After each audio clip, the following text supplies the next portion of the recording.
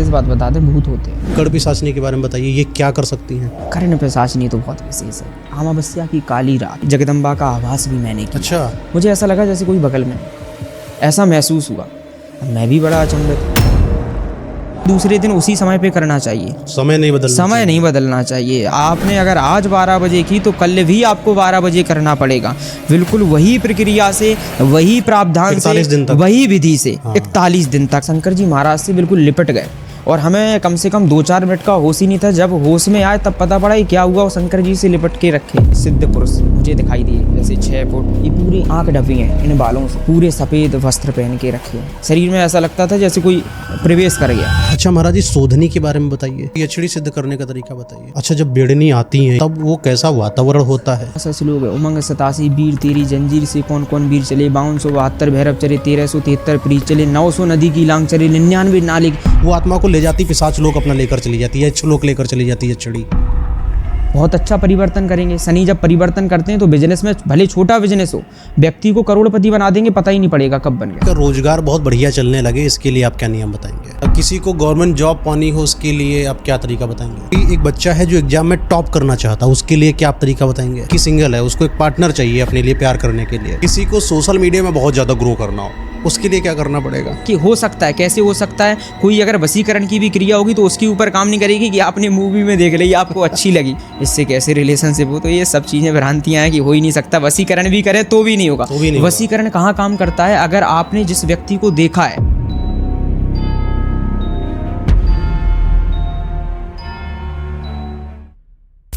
आज मैं आपको एक ऐसे शख्स से मिलवाने वाला हूं जिनसे मिलकर आपको बहुत मजा आने वाला है। आज हमारे साथ हैं कपिल महाराज जी। इनको क्यों लाया गया है, इसके पीछे एक वजह है कि ये खुद एक दरबार सजाते हैं। वहाँ पर बहुत सारे लोग आते हैं, हजारों की तादाद में, और वो उनसे क्वेश्चन पूछते हैं। महाराज जी का जो दिमाग है, कुछ शक्तियाँ इनके पास ऐसी हैं कि सामने अगर कोई इंसान आ जाए, उसका पूरा भूत भविष्य बता देते हैं। इंसान क्या करता है, घर में क्या है क्या नहीं है, कैसे क्या होता है, सब कुछ बता देते हैं। महाराज जी ने साधना कर रखी है 2-3 साल तक, तो पूरे भारत में जाकर कर्मकांड करे हुए हैं। योगिनी, यक्षिणी और जितनी भी तंत्र मंत्र की साधनाएं होती हैं, उनके बारे में महाराज जी को बहुत कुछ अज्ञात है। शायद महाराज जी 7 साल की आप जब थे तभी से आपको दीक्षा आपने ले ली था। 7 साल की थी तब से ही मेरा संस्कार है, दीक्षा संस्कार हो चुका था। तो ये समझ लीजिए कि आज का पॉडकास्ट है ना, कुछ अलग लेवल से होने वाला है, जहां पर हम मंत्रों के बारे में समझेंगे, तंत्रों के बारे में समझेंगे, व्यापार के बारे में समझेंगे। व्यापार अगर आपका ग्रो नहीं हो पा रहा है तो क्या प्रॉब्लम होती है, उन चीज़ों के बारे में समझेंगे। आजकल वास्तु के प्रॉब्लम के बारे में काफ़ी चीज़ें होती हैं कि वास्तु बिगड़ गया है, घर में ऐसी दिक्कतें हैं। महाराज जी के पास सिंपल सा एक सोल्यूशन है। कहते हैं कि अगर वो कोई इंसान कर दे तो पूरा वास्तु सही हो जाएगा, घर की दशा सही हो जाएगी। और भी बहुत कुछ आज हम महाराज जी से पूछने वाले इस पॉडकास्ट में, तो बने रहिए हमारे पॉडकास्ट में। स्वागत है आपका हमारे इस पॉडकास्ट में। महाराज जी कैसे हैं आप? बहुत बढ़िया है। अपना जो पॉडकास्ट हो, सबसे पहले मंगलाचरण हो। मंगलाचरण, ये पॉडकास्ट भी है, ये मंगल आचरण के लिए है। व्यक्ति के जीवन में मंगल आचरण पहुँचे तो सबसे पहले मंगलाचरण करना बहुत ज़रूरी है। तो सर्वप्रथम जगदम्बा का एक मंगलाचरण स्तुति करेंगे। ओम या देवी सर्वभूतेषु शक्तिरूपेण संस्थिता, नमस्तस्यै नमस्तस्यै नमस्तस्यै नमो नमः। या श्री स्वयं सुकृतिनां भवने सुलक्ष्मी, पापात्मनां कृतिधियां हृदये सुबुद्धिं, श्रद्धां सतां कुलजना प्रभवस्य लज्जां, तां त्वां नतास्म परिपालय देवी विश्वं, विघ्नहरण मंगलकरण हे गणपति महाराज, प्रथम निमंत्रण आपको करो मेरा स्वीकार।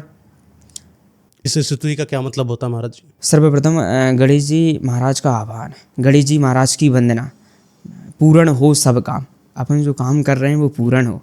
तो ऐसा महाराज जी एक बात बताइए कि जो आप दरबार सजाते हैं, जहाँ पर जैसे धीरेन्द्र शास्त्री जी महाराज हैं, वो भी पर्चा लिखते हैं और आप भी लोगों को देखकर बता देते हैं कि वो इंसान कैसा है, ये कैसे कर पा रहे हैं आप? देखो, इसमें सर्वप्रथम क्या होना चाहिए, व्यक्ति के पास साधना और ऊर्जा होना बहुत ज़रूरी है। ऊर्जा सबसे ज़्यादा विशेष मानी जाती है। अगर व्यक्ति के अंदर ऊर्जा नहीं है तो व्यक्ति जीवन में चल नहीं पाएगा, जीवन में कभी आगे नहीं बढ़ सकता। मैंने साधना की है जगदम्बा के प्रति, माता महाकाली, माता महालक्ष्मी, माता महासरस्वती, सभी देवियों के प्रति साधना की है। तो साधना जो हमने की है, जैसे मैं दरबार लगाता हूँ तो उसमें क्या है, लोगों के प्रति जो समस्या है, जीवन में प्रॉब्लम्स चल रही हैं, कई प्रकार की भूत प्रेत इत्यादि कई प्रकार की समस्याएं चल रही, उसका निष्कर्ष कैसे निकले, उसका समाधान कैसे निकले। तो ये हमने जो साधना की है, ये 3 महीने व्रत रह के अन्न ग्रहण नहीं किया, फल पे मैंने साधना की है और विशेषतम रूप से साधना की है। तो इस प्रकार की स्थिति रही। जगदम्बा का आभास भी मैंने किया है। अच्छा। हाँ, जगदम्बा का आभास मैंने किया जब मैं साधना करने बैठा। तो श्रावण का माह आप जानते होंगे, 1 महीने का श्रावण का माह चलता है। तो श्रावण का जो माह चलता है तो अपने आप मैं एक श्रावण का जैसे 2 दिन बाद श्रावण प्रारंभ होने वाला है, तो अपने आप स्वप्न में एक मंदिर है जहाँ मैंने साधना की है, वो स्वप्न में मंदिर आया। तो मैं बड़ा अचंभित, तो मैंने दूसरे दिन उस मंदिर पे गया। मैंने सोचा कि श्रावण का विशेष महापर्व आने वाला है, 1 महीने भगवान भूतनाथ की विशेष अर्चना चलेगी, महारुद्राभिषेक चलेंगे, सारी स्थितियां चलेंगी। तो मैंने सोचा 1 महीने साधना की जाए। तो अपने देखो, प्रभु की कृपा होती है तो व्यक्ति का मन अपने आप बदलता है, क्योंकि मन बहुत चंचल है, मन बहुत तेज गति से चलता है, कभी कुछ सोच रहा है, कभी कुछ सोच रहा है। तो प्रभु की कृपा ऐसी हुई, जगदम्बा की ऐसी कृपा हुई कि वो प्लान बना। तो मैं साधना करने के लिए एग्री हुआ। तो मैंने साधना कैसे की, दिन में नहीं, रात में की, पूरी रात। रुद्राभिषेक होता है शिवजी महाराज का, आपने देखा होगा। तो शिवजी महाराज को जो रुद्राभिषेक होता है, तो मैंने सोचा कि 1 दिन में, मतलब 1 महीने में 251 रुद्राभिषेक करेंगे। 1 महीने में 30 दिन में 251 रुद्राभिषेक। तो मैं बैठता था रात्रि में 8:30 बजे से प्रातः सुबह 3:30 बजे तक, ऐसा बैठता था, रुद्राभिषेक करता था। एक रुद्राभिषेक खत्म हुआ, दूसरा रुद्राभिषेक प्रारंभ हुआ, ऐसे कई एक दिन में 9, 8 या 9, 10 जितने हो जाएं, तो ऐसे करते रहते थे। पूरे विधिवत षोडशोपचार पूजन विधिवत, तो संपूर्ण तरीके से ऐसा करते थे। धीरे धीरे करते गए 8-10 दिन बीते, करते गए। अपने आप ऐसा आभास हुआ, मुझे ऐसा लगा जैसे कोई बगल में है, ऐसा महसूस हुआ। अब मैं भी बड़ा अचंभित, रात्रि में करता था। अब रात्रि की स्थिति तो सभी लोग जानते हैं किस प्रकार का प्रकरण हो सकता था। तो इस प्रकार संतों के बीचों में बैठा हूँ, तो ऐसी स्थिति रही कि थोड़ा उतना प्रेशर नहीं था। लेकिन क्या रहा कि जो 10-12 दिन बाद जो आभास होने लगा, तो हमारे साथ 1-2 लोग और थे जो वहीं के थे, हमारे साथ वाले, जो वो भी अभिषेक में सम्मिलित थे। उन्होंने भी बोला कि हम भी आपके साथ करेंगे। मैंने बोला ठीक है। तो आवाज़ धीरे धीरे होना चालू हुआ। 10 से 12 दिन हुए। अपने आप जब हम अभिषेक करते थे तो शरीर कंपन होना चालू हो जाता, शरीर में ऐसा लगता था जैसे कोई प्रवेश कर गया, तो ऐसा लगता था। तो बड़े अचंभित, बहुत ज़्यादा उस टाइम प्रेशर, डरावने वैसा लगने लगा कि अब तो मुश्किल लग रहा, वैसी स्थिति होने वाली है। तो इस प्रकार का प्रतिकरण बना, बड़े परेशान। तो जैसे ही 10-12 दिन हुए, 15 दिन हुए, 20 दिन हुए, तो साधना जारी रही विधिवत तरीके से। प्रभु की ऐसी कृपा रही कि साधना में कोई अड़चन नहीं आई और विशेष तरीके से चली और संपूर्ण तरीके से चली। आज से 3 साल पहले की बात है। तो इसके बाद 20वां दिन जब हुआ तो मैं अभिषेक कर रहा था। श्रृंगी आप देखते होंगे, हाथ से श्रृंगी पकड़ी जाती है जो शिवजी महाराज की। तो अभिषेक करते समय एकदम शरीर ने इतनी तेज़ी से कंपन किया कि शंकर जी महाराज से बिल्कुल लिपट गए और हमें कम से कम 2-4 मिनट का होश ही नहीं था। जब होश में आए तब पता पड़ा कि क्या हुआ, वो शंकर जी से लिपट के रखे हैं। हाँ, इस प्रकार की स्थिति। तो जो और लोग साथ में थे वो भी इन चीज़ों से जुड़े हैं, तांत्रिक विद्याओं से, साधनात्मक चीज़ों से वो भी जुड़े हैं। तो इस प्रकार से तो फिर मुझे महसूस हुआ, जब मैं उठा तो फिर आसन पे जब बैठा तो एक, जब अपन नेत्र बंद करते हैं तो कुछ आवाज़ दिखता है, ऐसा चित्र जैसे दिखते हैं। तो मैंने नेत्र बंद जब किए तो मुझे दिखाई दी, माता रानी की शक्ति दिखाई दी, जैसे योगिनी उसे कह सकते हैं, योगिनी, जगदम्बा की योगिनी। और एक बहुत बड़े जैसे सिद्ध पुरुष मुझे दिखाई दिए, जैसे 6 फुट, उनके जो अपने जो होते हैं ना, ये पूरी आँख ढकी हैं इन बालों से, पूरी आँख ढकी, आँख दिख ही नहीं रही, 6 फुट के पूरे सफ़ेद वस्त्र पहन के रखे हैं। तो नेत्रबंद किए, दर्शन किए, विशेष दर्शन हुए। सबसे पहले चरणों की वंदना की, दर्शन किए, जगदम्बा की योगिनी भी दिखाई दी। तो फिर वो क्या रेगुलर होना चालू हो गया धीरे धीरे। अब क्या होना चालू हो गया कि अगर कोई व्यक्ति आए, कोई भी हो, चाहे अपना खास हो चाहे बाहर से आए, तो अगर वो सामने बैठ जाए तो ऐसा लगता था अपने आप मन में शब्द आते थे, मन में शब्द आते थे, मतलब ये व्यक्ति ये बोलने वाला है, ये व्यक्ति ये चीज़ पूछने के लिए आया है। अच्छा। इसकी जेब में इतने रुपए हैं। इतनी तेज़ी से जो उस टाइम की जो गति थी वो वास्तविकता में बहुत तेज़ी से थी, मतलब बहुत स्पीड से थी। तो मैं भी बड़ा अचंभित। अब जब इस प्रकार की स्थिति होगी तो वो तो लगेगा कि इस प्रकार का हो रहा है, तो मैं भी उस चीज़ में फिर पड़ने लगा। धीरे दिन 1 महीना श्रावण का महीना हुआ, हवन किया विधिवत तरीके से सारी चीज़ें। तो फिर जगदम्बा की दोबारा ऐसी कृपा हुई कि मैंने अब सोचा कि मैं दुर्गा सप्तशती का पाठ होगा, आपने सुना होगा। तो दुर्गा सप्तशती के मैंने सोचा कि दुर्गा सप्तशती के मैं सतचंडी 9 दिन में करूँगा। 108 पाठ वैसे बहुत असंभव चीज़ है, तो मैंने सोचा 9 दिन में ऐसे करूँगा। तो मैंने सतचंडी की आराधना करना चालू कर दी, दुर्गा सप्तशती की आराधना, उनके पाठ, माता रानी के प्रति। हमारी जो इष्ट है माता ब्रह्मचारिणी, दुर्गा माता का जो द्वितीय स्वरूप है, प्रथमम शैलपुत्री च द्वितीयम ब्रह्मचारिणी। तो आराधना की। धीरे धीरे क्या हुआ कि फिर मैंने सोचा कि लोगों ने जो साथ में थे उन लोगों ने बोला कि दरबार लगाओ। दरबार लगाना चालू कर दिया। भीड़ होने लगी, लोग आने लगे पूछने के लिए। आज के समय में बहुत लोग ऐसे परेशान भी चल रहे हैं, तो ऐसा, और नए एज में कोई हो तो फिर थोड़ा आकर्षित करना भी बढ़ता है। तो अच्छा, जैसे आपके दरबार में लोग आ रहे हैं तो कोई कॉमन ऐसी जो समस्या आ रही जो सबके साथ आती है, ऐसी कौन सी समस्या है? देखो, सबसे ज़्यादा समस्या के भूत प्रेतों को लेकर थोड़ा ज़्यादा आते थे कि शरीर पे ऐसी है और पेट दर्द है, इस प्रकार की शरीर दर्द होना, शरीर भारी होना, चक्कर आना। तो भूत प्रेतों की वजह से लेकर थोड़ा बहुत ज़्यादा परेशान लोग थे। तो मैंने धीरे धीरे धीरे दरबार लगाना चालू किया। लोग आने लगे, 10 आए, 20 आए, 50 आए, संख्या बढ़ती गई। ऐसा दरबार चलता गया। और बहुत भी उस समय जगदम्बा की बहुत विशेष कृपा थी, कृपा है अभी भी, ये बढ़िया सारी चीज़ें चल रही हैं। तो भीड़ भी बहुत होने लगी, दरबार विशेष तरीके से लगाया। और ऐसा नहीं, जगदम्बा की कृपा से लोगों को समस्या का समाधान भी हो रहा था। जैसे होता है ना, आपने देखा होगा, रोड होता है तो कोई रोड ऐसा हो जाता है जिसमें गड्ढे पड़ जाते बीच में। तो व्यक्ति का जीवन भी कभी कभी ऐसा हो जाता है कि वो कुछ देर सही चलता, फिर गड्ढे में गिर जाता, फिर रोड पे आता, फिर गड्ढे में। तो मैं जगदम्बा की उस टाइम ऐसी कृपा हुई कि मार्गदर्शक बनी, कि व्यक्ति को हाईवे की रास्ता बता दी, गड्ढे आएंगे ही नहीं। तो इस प्रकार का प्रतिकरण मैंने बताया। तो बढ़िया सारी चीज़ें चली, लंबे समय तक दरबार लगाया। ऐसे ही एक रात्रि में जो दुर्गा सप्तशती मैंने बताया, मैं साधना कर रहा था, आसन पे बैठा, हवन का प्रक्रिया थी, 3 बज रहे थे प्रातः के, हवन कर रहे थे। तो जब हवन की प्रक्रिया चल रही थी तो मैंने नेत्र बंद किए। तो जैसे ही नेत्र बंद किए, मुझे ऐसा लगा सामने से एकदम से माता रानी का, दुर्गा जी का जैसे अष्टमुखी, 8 भुजाओं वाली, तो ऐसी मुझे स्वरूप में अपनी तरफ आती हुई देखी। और मैंने जैसे नेत्र खोले तब नहीं देखा, फिर मैंने नेत्र बंद किए, फिर ऐसे ही अपनी तरफ आभास हुआ। तो एकदम से मुझे ऐसा लगा कि बहुत तेज़ी से वो हमारे तरफ आ रही हैं। और जैसे ही वो हमारे पास आई तो मेरे नेत्र बंद हुए, मैं 2 या 3 मिनट के लिए बेहोश हो गया। जो हमारे साथ वाले थे, एक रूम था पास में, वहाँ थे वो लोग, हम अकेले हवन कर रहे थे। तो पीछे 2 या 2.5 फुट पे एक दीवार थी, तो मैं आसन से सीधा वहाँ से दीवार तक पहुँच गया। और जब मैं 2 या 3 मिनट बाद जब होश में आया, मुझे पता चला ये प्रमाणित है और ये सत्यता है जो मैंने आभास किया, शक्ति का आभास किया, जगदम्बा की कृपा से जो शक्ति का आभास किया, ऐसा मैंने जो प्रमाणित तरीके से मैंने देखा। तो बाद में मुझे ध्यान आया कि मैंने जगदम्बा के दर्शन किए। तो जब इस प्रकार की व्यक्ति के जीवन में ऐसा संयोग जुड़े तो व्यक्ति की और ऊर्जा बढ़ती है, जगदम्बा के प्रति आकर्षित व्यक्ति और हो जाता है। जब ऐसे संकेत मिले तो फिर आकर्षित होना वो ज़रूरी है। तो फिर हम इतने लीन हो गए विशेष तरीके से कि फिर वो लंबे समय तक चलता रहा, दरबार भी लंबे समय तक चला, फिर सीमित स्थिति तक, फिर भीड़ ज़्यादा होने लगी। फिर एक कुंडली। महाराज जी, जैसे कि जब जगदम्बा जी की साधना करी जाती है, जो कि आपने करा, और आपको कुछ ऐसी चीज़ों को मतलब दिखना शुरू हो गया जो एक आम आदमी नहीं देख पाता है जी। अगर मुझे करना है वो साधना, किसी भी इंसान को, कि मैं जगदम्बा जी की साधना करके वो सब चीज़ें पाना चाहता हूँ, तो कैसे करें? देखो, सर्वप्रथम व्यक्ति के अंदर श्रद्धा, विश्वास और समर्पण होना बहुत ज़रूरी है। ये 3 चीज़ें व्यक्ति के जीवन का परिवर्तन कर सकती हैं। ये व्यक्ति को परमात्मा, आत्मा से परमात्मा का मिलन होता है, इस प्रकार का मिलन हो सकता है।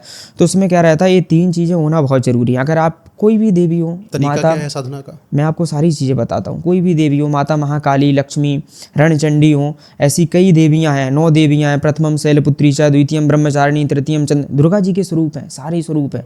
कई योगनियाँ हैं, 64 योगनियाँ हैं, ऐसी कई शक्तियाँ हैं जो योगनी है। तो अगर आप श्रद्धा भाव विश्वास से अगर आप करेंगे, उसमें क्या होना चाहिए, सबसे पहले अगर आप कोई साधना कर रहे हैं तो गुरु का होना बहुत ज़रूरी है। पहले तो मैं आपको एक ही सलाह दूंगा कि बिना गुरु के आप कोई साधना ना करें। अगर आपके पास गुरु नहीं है, आपने अभी तक गुरु नहीं बनाया है, तो आप केवल राम नाम का उच्चारण करें, केवल राम नाम का उच्चारण करें, इसके अन्यथा आपको कुछ नहीं करना चाहिए। अगर आपने गुरु बना लिया है तो गुरु क्या है, व्यक्ति को अंधकार से प्रकाश की ओर ले जाता है। गुरु बनाने के बाद साधना करना बहुत ज़रूरी है। और अगर आप साधना करें, कोई भी मंत्र हो, दुर्गा सप्तशती का हो तो दुर्गा सप्तशती का पाठ भी है। ऐसे कई देवी जी के, माता महाकाली के कई मंत्र हैं, माता महालक्ष्मी के कई मंत्र हैं। तो आप साधना जब करें तो पहले तो आपके पास आसन, मतलब एक प्रक्रियाएं होती हैं। व्यक्ति क्या है, विधि भूल जाते हैं और बिना विधि के करते हैं तो वो व्यक्ति के लिए हानिकारक होती है। तो विधि होना बहुत ज़रूरी है। विशेष तरीके से पूजा अर्चना वंदना करके आप साधना करेंगे। साधना का नियम होता है, कोई साधना 7 दिन की होती है, कोई साधना 11 दिन की, 41 दिन की होती है, 21 दिन की होती है।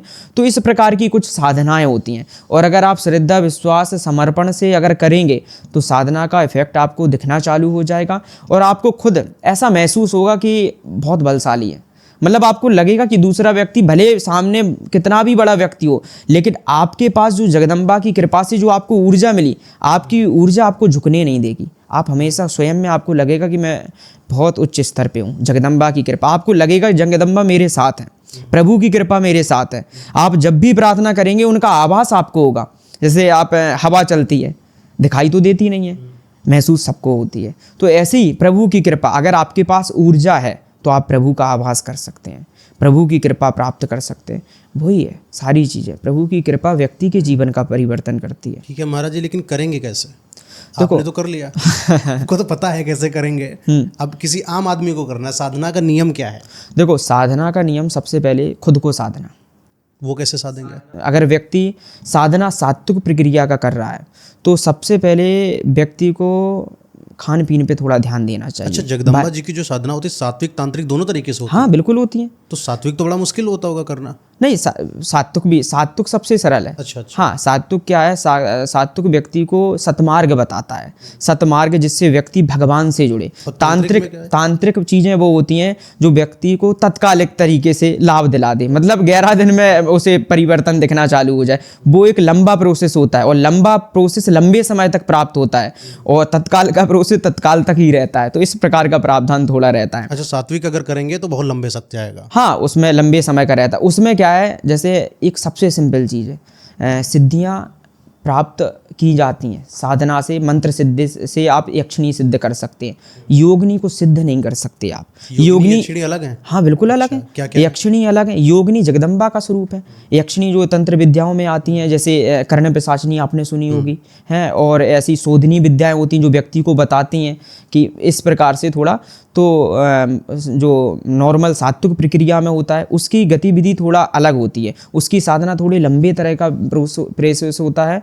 और इसका क्या नाम, तांत्रिक विद्या का। और यक्षिणी अगर आप साधना सिद्ध करेंगे तो सिद्धि जो आपको मिलेगी तो लंबे समय तक नहीं मिलेगी, एक सीमित स्थिति तक मिलेगी। योगिनी 64 होती है? हाँ, योगिनी 64 योगिनी।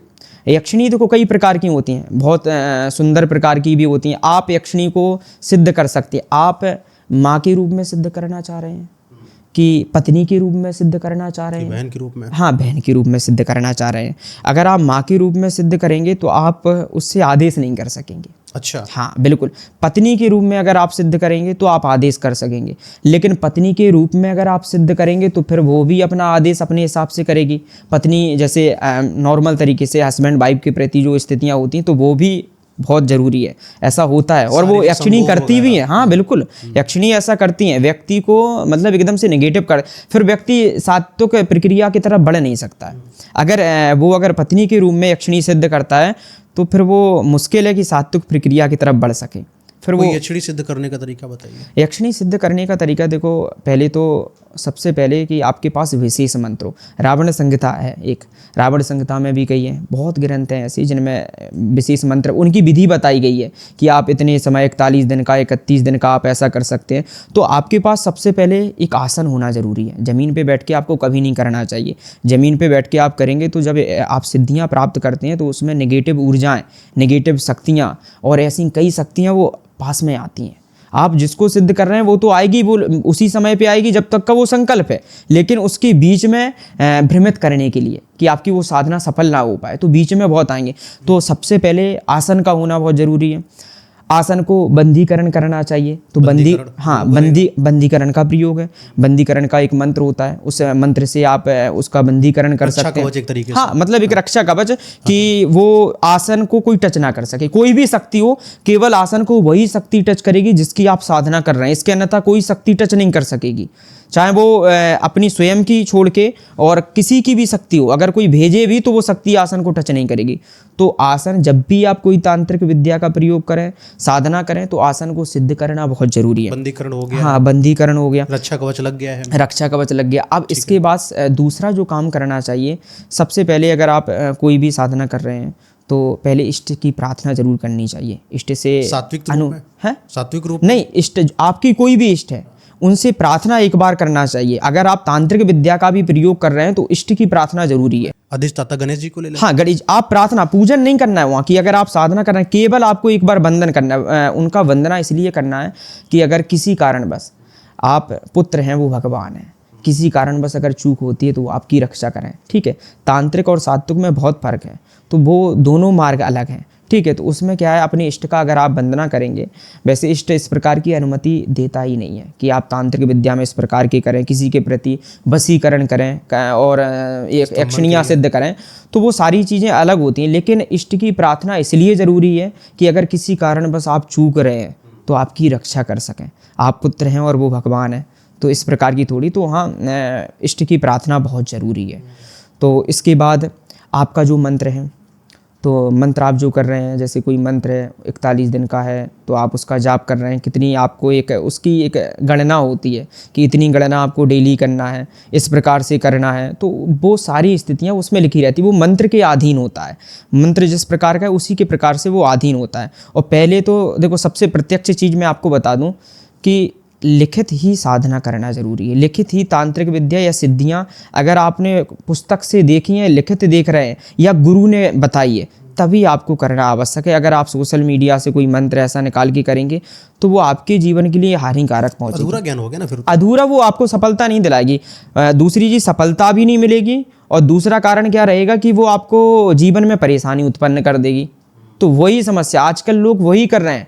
अगर किसी ने भी सोशल मीडिया मंत्र बता दिया, मंत्र तो बता दिया है, अब आपने सिद्धियां कर ली, सिद्ध कर लिया, उसकी काटने की विधि, उसको किस प्रकार से करना चाहिए, उसके बीच में आपको किन किन चीज़ों को संयम रखना चाहिए, कैसे करना चाहिए, मेन चीज़ें होती हैं। अगर आप साधना मार्ग में भी जुड़े तो भी बहुत चीज़ों का संयम करना चाहिए, सात्विक मार्ग में भी जुड़े तो भी कई चीज़ों का संयम करना चाहिए। जैसे तांत्रिक विद्याओं में बहुत लोग मदिरा का सेवन करते हैं, भैरव जी के प्रति, मरघट काली के प्रति करते हैं, तो उसमें मदिरा का भी सेवन करते, सिगरेट भी चढ़ाते हैं।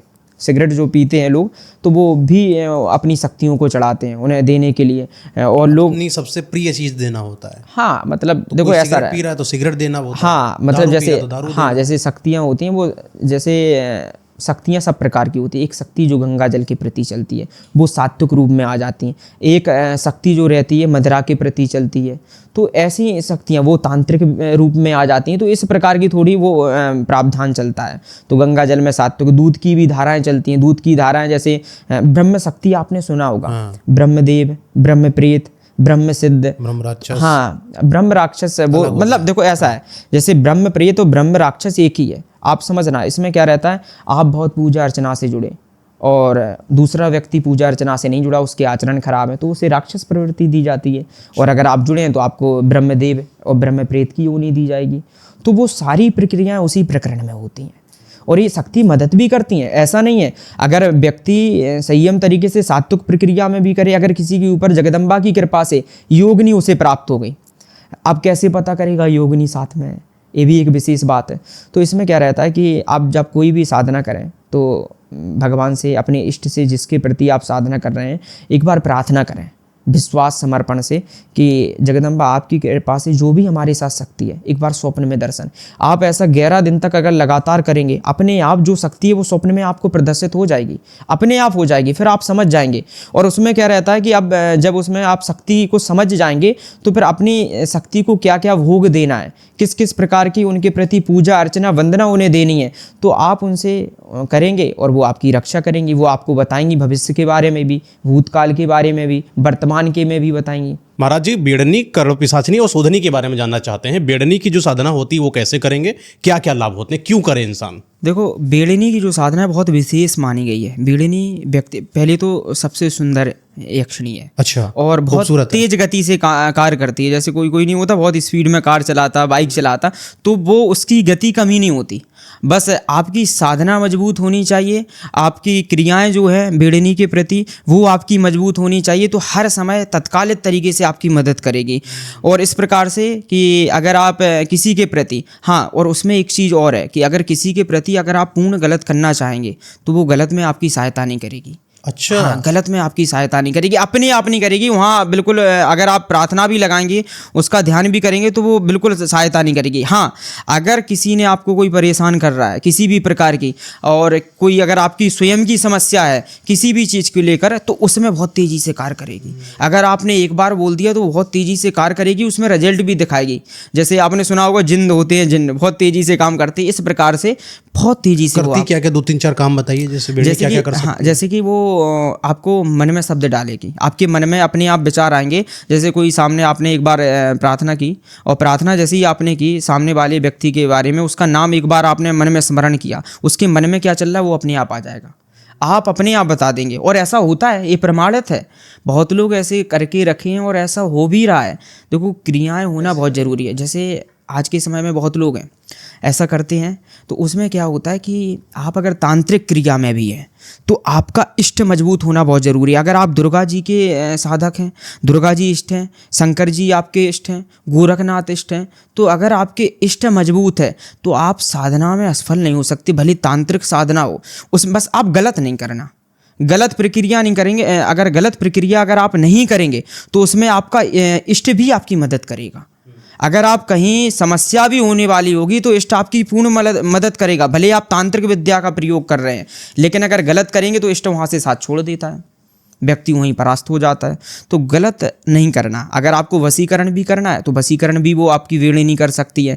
आप एक बार नाम बताएंगे, उसकी प्रक्रियाएं होती हैं, नाम आप बताएंगे जिसके प्रति, पार्टनर के प्रति। जैसे तो अगर आपका कोई पहले से रिलेशनशिप में रहा है और वो पार्टनर अगर दूर हो चुका है तो आप उसके प्रति वशीकरण कर सकते हैं। वो गलत नहीं है, वो सही है, क्योंकि आपके साथ रिलेशनशिप में वो रहा है। यानी कि अगर पार्टनर छोड़कर चला जाए तो हम बेड़नी यक्षिणी के प्रति उसको अपनी तरफ आकर्षित कर सकते हैं, बिल्कुल कर सकते हैं। तो इसमें क्या है, जैसे मैंने बताया कि इसका प्रोसेस लंबा है। जैसे बेड़नी की जो साधना है, बेड़नी का जो आसन का जो रक्षा कवच होता है वो मोर पंख आप जानते होंगे। जैसे चारों तरफ आप आसन बिछा लिया, बैठ गए आसन पे, तो चारों तरफ एक एक पत्ती मोर पंख की चारों तरफ होनी चाहिए।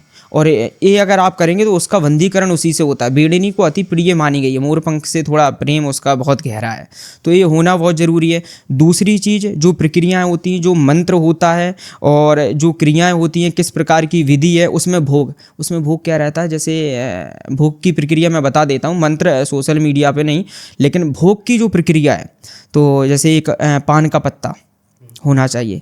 पान के पत्ते पे जो जायफल आप जानते हैं, जायफल, उसमें थोड़ा सा सिंदूर होना चाहिए। कामनी सिंदूर सुना है आपने, पत्थर जैसा होता है, तो कामनी सिंदूर होना चाहिए। कामनी सिंदूर से जो मंत्र है उस पान के ऊपर वो मंत्र रखना है। फिर इसके बाद जो सामान रखना है, ऊपर से थोड़ा सा कपूर रख के ऐसा 4 जगह, आगे 4 जगह आपको लगा के उसे जलाना है और प्रार्थना करेंगे। इसके बाद जो मंत्र आप सिद्ध कर रहे हैं बेड़नी के प्रति, उस मंत्र का जो आपका नियम 41 दिन का है, आज इतनी माला करनी है, 50 माला 60 माला ऐसी आप करेंगे। तो एक नियम से, और एक चीज़ इसमें विशेष ध्यान क्या रखना है, अगर आज आपने 7 बजे की, रात्रि में 12 बजे की, तो 12 बजे दूसरे दिन उसी समय पे करना चाहिए, समय नहीं बदलना चाहिए। आपने अगर आज 12 बजे की तो कल भी आपको 12 बजे करना पड़ेगा, बिल्कुल वही प्रक्रिया से, वही प्रावधान से, वही विधि से। 41 दिन तक आपको ऐसा। और थोड़ा इसमें क्या है कि परिवार के प्रति थोड़ा ज़्यादा आप ना रहें उस संपर्क में। जब आप साधना करेंगे तो परिवार के संपर्क में ना रहें। और दूसरी चीज़ क्या है कि मतलब लेडीज वगैरह किसी के संपर्क में ऐसा ना है, मतलब एक विशेष तरीके से ब्रह्मचर्य का भी पालन उसमें करना बहुत ज़रूरी है। कोई भी साधना हो तो ब्रह्मचर्य तो पहले आएगा। हाँ, वो आएगा। तांत्रिक भी हो तो उसमें भी ज़रूरी है। हाँ, तो इस प्रकार का प्रावधान है। तो ये अगर संयम से अगर आप करेंगे तो साधना का इफेक्ट 41 दिन की है, हो सकता है 15वें दिन से आपको अपने आप आभास होगा। और होगा, अगर आप जैसे ही 7 दिन होंगे, 8 दिन होंगे, आपकी साधना चलेगी, आपको ऐसा लगेगा साधना छोड़ो, बंद करो सारी चीज़ें। इस प्रकार का प्रावधान होता है। अपने आप आवाज़ें भी आएंगी, लगेगा कई प्रकार की आभास आपको होगा, जैसे चूड़ी वगैरह का होगा है, और जैसे ज़मीन में आवाज़ें आ रही हैं इस प्रकार की। और हो सकता है अगर साधना थोड़ी विशेष तरीके से, तो बरसात नहीं होगी, लेकिन आपको अपने आप आपके ऊपर पानी के किंचे से गिरेंगे, ऐसे ही अपने आप वो आपको महसूस होंगे कि वो साधना जो शक्ति रहती है, यक्षिणी की आप साधना करो, तांत्रिक विद्या में किसी की भी अगर आप सिद्धि करेंगे, वो स्वयं शक्ति खुद चाहती कि ये व्यक्ति हमें सिद्ध ना करे, वो स्वयं अपने गण को भेजेगी, अपने जो उनकी प्रतिकरण में जो और छोटी शक्तियाँ होंगी कि इन्हें रोकने का प्रयास करें। जब व्यक्ति इन सब चीज़ों से निकल जाता है तब उसे क्रिया प्राप्त हो जाती, तब उसकी वो साधना उसकी सफल होती है। अच्छा, जब बेड़नी आती है या चिड़ी, तब वो कैसा वातावरण होता है? सबसे पहले जब आएगी बेड़नी, तो मतलब जैसे 41 दिन आपके होने वाले हैं, 35 दिन जब हो रहे हैं, तो वो मान के चलो 5 या 6 दिन पहले से आपको उसकी चरण दिखना चालू हो जाएंगे। आवास थोड़ा विशेष तरीके से होगा, धीरे धीरे होगा। एक बार देखो चित्र दिखाई देगा केवल नेत्र बंद करने के बाद। आपको साक्षात दर्शन, कोई सुंदर स्त्री सीधी आ जाए, अप्सरा आ जाए, सामने खड़ी हो जाए, तो ऐसा पॉसिबल नहीं है। केवल चित्र, जैसे मैंने बताया, आभास आप कर सकते हैं, आपको लगेगा कि मेरे साथ कोई है, तो ऐसा आभास कर सकते हैं। ऐसा ये सारी भ्रांतियां हैं कि सामने साक्षात है, बगल में बैठी है, देख रहे हैं, ऐसा कुछ नहीं। केवल आपने नेत्र बंद किया, आप आभास से उसे देख सकते हैं कि आपके साथ है। वो आपको आभास भी दिलाएगी कि हम आपके साथ हैं, हम आपकी क्या मदद कर सकते हैं। ये सारी चीज़ें आपको आपके मन में शब्द आएंगे। और जब मन पूछेगी कि क्या मदद कर सकते हैं, तो आपको क्या कहना है? मतलब जैसे आप कोई भी कार्य के लिए, वशीकरण के लिए, अन्य किसी भी प्रक्रिया, दूसरे के बारे में कुछ पूछना है, तो उसका नाम वगैरह, जो प्रक्रियाएं होती हैं, वो नाम वगैरह से आप उनके बारे में पूछ सकते हैं। तो मन में शब्द आएंगे, आपके मन में शब्द आएंगे, आप उससे बोलेंगे, आपकी वाणी सत्य निकलेगी, ऐसा रहता है। और जब ये अपने पास आ जाती हैं, तो कभी भी इनको बुलाया जा सकता है? हाँ, कभी भी। जैसे इसमें क्या रहता है, इसमें कुछ अमावस्या की काली रात, अमावस्या की काली रात भी थोड़ी साधनाओं के लिए बहुत विशेष। अब अगर प्रारंभ कर रहे हैं, 11 दिन का संकल्प है, 7 दिन की साधना है, तो अमावस्या की रात से आप प्रारंभ करो। महीने में 2-3 संयोग ऐसे पड़ते हैं तो जिनमें साधनाएं, तांत्रिक साधनाएं कर लेना चाहिए, जिनमें प्रारंभ कर देना चाहिए। अगर दिन है तो शनिवार दिन ले लो, शनिवार का दिन आप ले लो। अगर दिन है कोई, तो जैसे अमावस्या नहीं आपको प्रारंभ करनी है, तो शनिवार का दिन भी आप यूज कर सकते हैं उसमें। तो थोड़ा इन चीज़ों का भी ध्यान रखना बहुत ज़रूरी है। अच्छा महाराज जी, शोधनी के बारे में बताइए, बता रहे थे आप। देखो, शोधनी जो प्रक्रिया होती है, जैसे उसका एक छोटा सा श्लोक है, उमंग 87 वीर तेरी जंजीर से कौन कौन वीर चले, 5272 भैरव चले, 1373 प्रीत चले, 900 नदी की लांग चले, 99 नाले। ये बहुत बड़ा है, 2 या 3 पेज का है। अब 3 पेज का ये है, ये सिद्ध करने वाला, ये बहुत कम मिलेगा। जो लिखित प्रमाणित पुस्तक है उनमें उसका विधि भी है। मंत्र होना जरूरी नहीं, विधि होना जरूरी है। हाँ, विधि आवश्यक है। अगर यक्षिणी है, हाँ, ये शोधनी यक्षिणी है। हाँ, तो इसमें मतलब खूबसूरत होती है? नहीं, इसमें खूबसूरत नहीं। इसमें क्या रहता है, क्या होता है? शोधनी का काम केवल यही होता है कि व्यक्ति की रक्षा करने में बहुत आगे रहती है। रक्षा करेगी, अगर मान के चलो एक प्रकार से, अगर वो सिद्ध आपने कर ली, और सिद्ध करने के बाद उससे आप वशीकरण भी कर सकते हैं, और उससे उच्चाटन क्रिया, उच्चाटन क्रिया मतलब आप जानते हैं कि किसी के संबंध चल रहे हैं, प्रेम संबंध, आप टुड़वा सकते हैं। हाँ, उच्चाटन क्रिया, हाँ, पारिवारिक मतभेद। तो लेकिन इसमें देखो, एक ही चीज़ हम सलाह देंगे, कर तो सब सकते हैं। अगर तांत्रिक विद्या विपरीत बताई गई है, थोड़ी अलग, तो उसमें क्या रहता है कि आप गलत करेंगे तो उसका प्रादुर्भाव आपको देखना पड़ेगा, आज नहीं तो 10 दिन बाद, 1 महीने बाद। नियम क्या महाराज जी सिद्ध करने का? देखो, नियम सिद्ध करने का, शोधनी का, देखो सारी चीज़ों का एक ही नियम है, लेकिन कारण का है विधि बदल जाती है, केवल विधि बदल जाती है। तो विधि में जैसे शोधनी की विधि अलग है, मंत्र सिद्धि का उनका है, उनका प्रकरण थोड़ा अलग है, तो उसमें थोड़ा ऐसा इस प्रकार का विधि विधान रहता है। उनकी भोग अलग है, जैसे अभी मैंने उसका बेड़नी के बारे में बताया था, उनके भोग की प्रक्रिया अलग है। तो तरीका मतलब वही रहेगा, खाली तरीका वही रहेगा, बस विधि बदल जाएगी। अब कर्ण पिशाचनी के बारे में बताइए, ये क्या कर सकती हैं? कर्ण पिशाचनी तो बहुत विशेष है। बहुत, जैसे बहुत लोग हैं जो दरबार लगाते हुए हैं और लोग हैं, तो कर्ण पिशाचनी मतलब इतनी मदद करती है कि वो कोई भी, वो उसका वासी व्यक्ति के शरीर के कान में रहता है, और वो तत्काल तरीके से बताएगी। आपके कान में शब्द, आपको आभास होगा कि ये चीज़ मेरे माइंड में आई, और ये बोल देनी चाहिए और वो सत्य निकलेगी। कर्ण पिशाचिनी इन सब चीज़ों में बहुत तेज़ी से कार्य करती है, लोगों की चीज़ों बताने में। आपकी जेब में कितने पैसे हैं, आज आप क्या खा के आए हैं, आप कहाँ जा रहे हैं, आपके मन में अगर जो चल रहा होगा वो जल्दी बात पकड़ेगी, और इतनी जल्दी तेज़ी से बात पकड़ेगी कि आप अगर बोल देंगे वो सत्य निकलेगा, व्यक्ति नतमस्तक।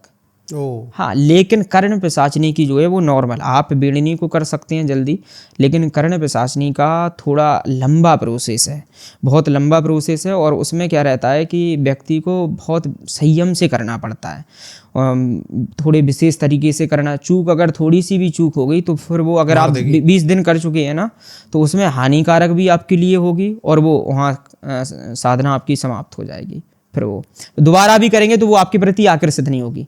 एक बार अगर आपने की और उसमें अगर आपकी चूक हो गई तो फिर अगर दोबारा आप करने के लिए बैठेंगे, 1 महीने 2 महीने के बाद अगर आप दोबारा करने के लिए बैठेंगे तो वो अपने आप आएगी नहीं। आप 41 दिन करो या 11 दिन करो, वो आएगी ही नहीं, आकर्षित नहीं होगी। तो कर्ण पिशाचिनी थोड़ी विशेष बताई गई है, तो वो वास्तविकता में विशेष मदद करती है, हर चीज़ों में मदद कर सकती है, और पैसे में भी। अच्छा, पैसे को आकर्षित करती है ये पैसा, बता देती है। देखो, पैसा लक्ष्मी थोड़ी है, लक्ष्मी का वास स्त्री घर की भार्या में, कन्या में और सोने में, चांदी में भी नहीं है, क्योंकि चांदी लोग पैरों में पहनते हैं, आपने देखा होगा लोग चांदी पैरों में पहनते हैं, सोने में। तो इन 3 जगह लक्ष्मी का वास है, इसमें थोड़ी है जो नॉर्मल पैसा है, इसमें नहीं है। तो कर्ण पिशाचिनी क्या करेगी, पैसे, जैसे पैसे का स्रोत बनाना चालू कर देगी। ऐसा नहीं कि जैसे लोग बोलते हैं, आपने सुना होगा कि पैसे की बरसात होती है, जिंद अगर सिद्ध हो जाए तो वो पैसे लाएगा और कमरा भर देगा। ये भ्रांतियाँ, ऐसा कुछ नहीं होता है।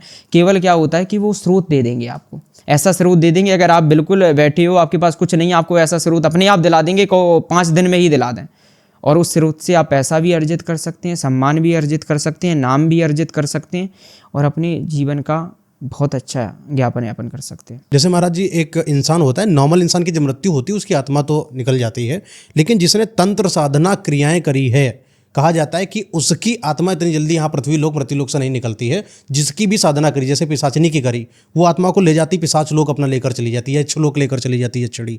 इसके बारे में थोड़ा बताइए, क्या होता है? देखो, इसमें क्या रहता है, इसमें सबसे महत्वपूर्ण बात है, अगर आप सात्विक प्रक्रिया में सात्विक साधना आपने की है, जगदम्बा के प्रति, भगवान के प्रति, किसी भी सात्विक प्रक्रिया में अगर की है, तो आप प्रेत योनि में जाएंगे। साधना अगर आपने की है और राम नाम का उच्चारण, अगर पूरे जीवन आपने राम नाम का उच्चारण किया है, तो व्यक्ति को मोक्ष मिल जाता है, तुरंत मुक्ति मिल जाती है नॉर्मल लोगों के लिए। हाँ, और अगर किसी व्यक्ति ने साधना की, नॉर्मल लोगों के लिए अगर मुक्ति चाहिए तो राम नाम का उच्चारण करो सीधा, ना कोई मंत्र ना कोई तंत्र, आपको राम नाम का उच्चारण करो। अगर किसी व्यक्ति ने साधना सात्विक प्रक्रिया में भी की है तो वो प्रेत, ब्रह्मदेव ऐसी योनियों में पहुंचता है, उसका मतलब मोक्ष नहीं होता है। हाँ, मतलब एकदम से मोक्ष नहीं होता है। जैसे इसमें भी पदवी होती है, प्रेत सुना होगा आपने, ब्रह्म प्रेत, इससे दूसरी पदवी जो होती है।